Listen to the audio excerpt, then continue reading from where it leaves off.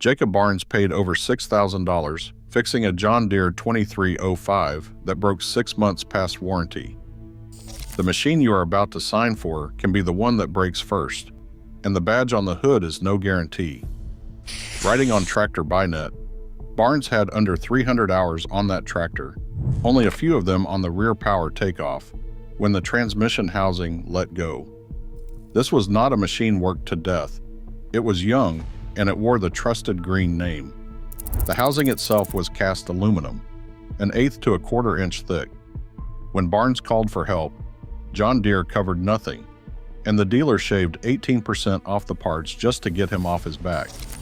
His bill ran over $6,000, and $3,300 of that was just parts. And here is the line that should stop any buyer cold. He wrote that the dealer told him this was a known problem, and that Deere had already beefed up that same housing on later machines to keep it from happening again.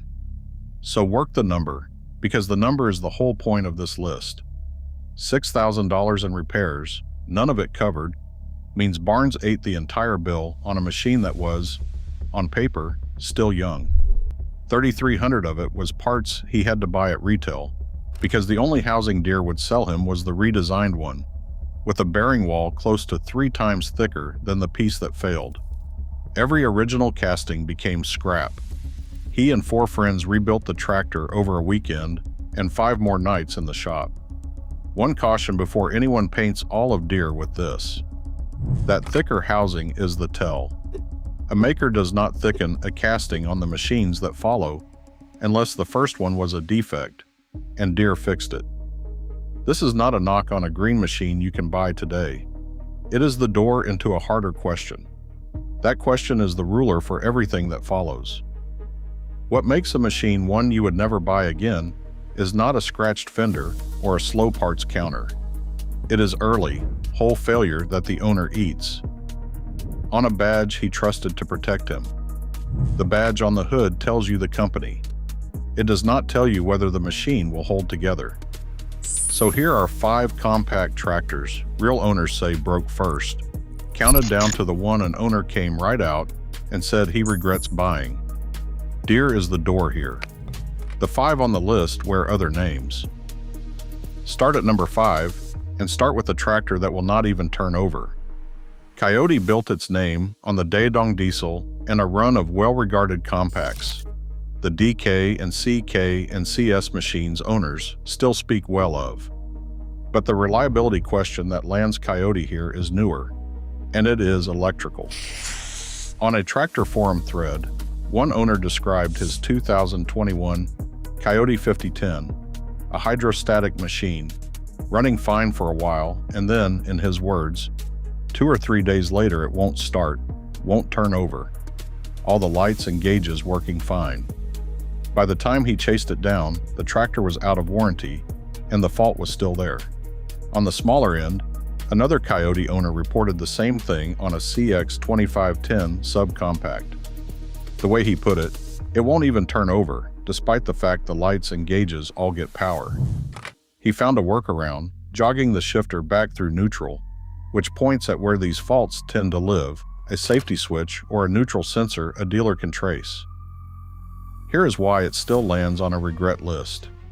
A no start on a 2 or 3-year-old machine, out of warranty, on a tractor you bought to get work done that morning, is the post-2019 electronics gamble made real. The fix may be a switch. The cost is a machine that leaves you standing in the yard, and a badge that never told you the electronics were the soft spot. A machine that will not turn over is one kind of regret. Number 4 is the machine that shows up broken before it has turned an hour of work. Back in 2017, on TractorByNet, a Tennessee owner named Chris took delivery of 3 brand new Mahindras from one dealer inside a single week: a 4550, a 5545, and a 3540. Across the 3 of them, he counted 5 separate quality control faults straight out of the crate. The 4550 would not go into reverse on an incline. On the 5545, the 4-wheel drive lever was bent and jammed through the floorboard, and a mechanic the dealer sent straightened the rod with Chris's own 4-pound sledge. That same machine also had a control switch mounted wrong and a throttle grip worn by the wrong lever. And the 3540 had a clutch grease fitting that had never once seen grease. So the pedal would hang halfway out and then pop the rest of the way. Now the Steelman, because this one matters, and it is his own verdict. Chris did not call these tractors junk. He called them strong, heavy-built, and solid. And he wrote, "I can't say that I won't buy another Mahindra. This is not a brand a man swore off for life. It is a story about out-of-the-crate assembly, and what it costs you in downtime when a new machine shows up needing a sledge before it earns its keep. If you have ever eaten a build fault like that, on something you just paid good money for, you know the feeling. What was the machine, and how many hours were on it when it let you down?" That answer, sitting in the comments under this video, is worth more than any brochure. Loose fittings and a bent lever are one kind of trouble. Number 3 is where the steel itself gave way. A first-time owner in southern Wisconsin, posting on TractorByNet in the fall of 2024, opened his thread the fairway, calling it a great little tractor. Then he listed what his LSM T225S had done in under 4 months, with under 150 hours on it. First, the loader valve leaked every time the lift cylinders came under pressure, and he waited months for parts, which he blamed on LS moving warehouses. On that same forum, another LS owner backed the parts problem up, writing that there was no parts breakdown for the valve at all, so whole valves were being swapped in. Then the parking brake failed. A little metal tab that catches the ratchet cracked, corroded, and began to unfold on its own. And then, while he was scooping dirt and rock in low range, taking it easy, the rear front axle mount, as he put it, had completely broken off. 3 build failures, under 4 months, under 150 hours, and now out of the 2-year warranty. The Steelman is his own tone. This is a man who liked his tractor and was asking the forum an honest question. Is this normal? That is the fair version of this rung. It is not a man calling the brand garbage. It is a load-bearing casting, failing on a machine still inside its first season of real work. The kind of early, whole failure the ruler is built to catch. A broken axle mount is a bad day in the field. Number 2 was a bad year. The owner who started this thread on Tractor Forum at the end of 2023 bought a TYM compact tractor and never got a clean month out of it. On delivery, the hydrostatic transmission would not return to neutral, and the high, medium, and low ranges were a fight to shift. He took it to the dealer, and the dealer told him, in his words, to continue to drive the tractor until complete failure, which came at about 650 hours. Then it got worse in a way no owner can plan for. His original selling dealer dropped the TYM line, so the nearest shop that would touch it sat an hour off. And that shop took 8 months to get the parts. And once the transmission was back together, the computer failed, and the machine would not come out of limp mode. Add it up, and the tractor will have been out of service a total of 13 months. There's a pattern worth naming here, and it is owner talk, not fact. In that same thread, a longtime forum member argued that LS, Kioti, and other name brand compacts are throwing computer faults far too often now, and that buying a tractor after 2019 is a gamble on the electronics. Take that as one seasoned owner's read, not gospel. But when a Korean-built machine sits dead for 13 months over a transmission and a control board, the brand name did nothing to shorten the wait. Line the 5 up and the ruler holds on every one. An early, whole machine failure the owner ate, on a badge that did not protect him.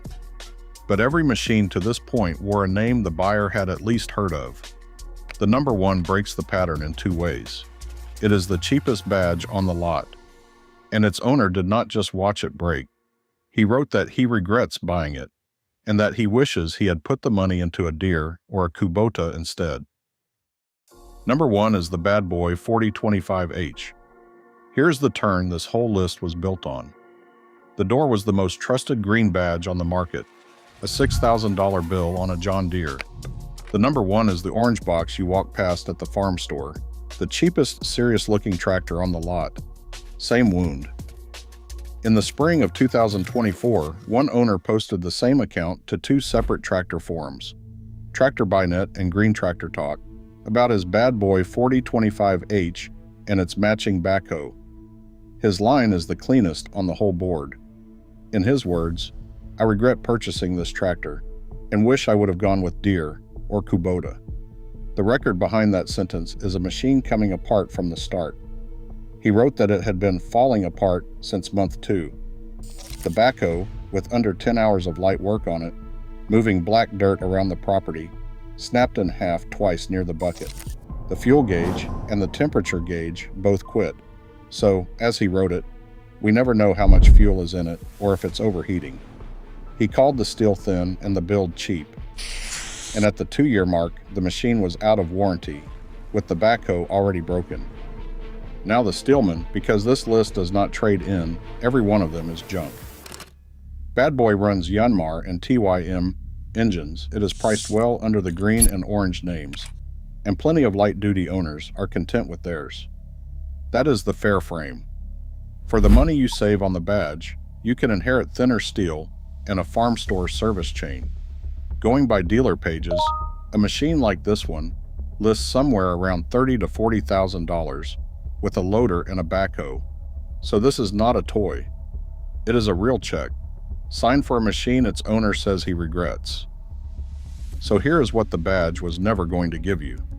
The door to this list was a John Deere, the most trusted green name in the yard, and it still handed Jacob Barnes a $6,000 bill on a problem the factory already knew about. Down at the cheap end of the lot, the number one badge left its owner regretting the check he signed. The paint did not tell either man what was coming, because paint cannot. What could have told them was sitting on the same forums their own stories ended up on. That is the move, and it costs nothing. Before you sign for any compact tractor, new or used, go find the thread where owners of your exact model, at about your hours, are asking the forum one question: is this normal, or is this a known problem? Read what the dealer told them. Read what the factory covered and what it did not. Every machine on this list had that thread waiting, months or years before the buyer ever needed it. The badge on the hood is only a name. Whether that machine is the one that breaks first is written in the owner record underneath it, so read that record before you ever hand over the check.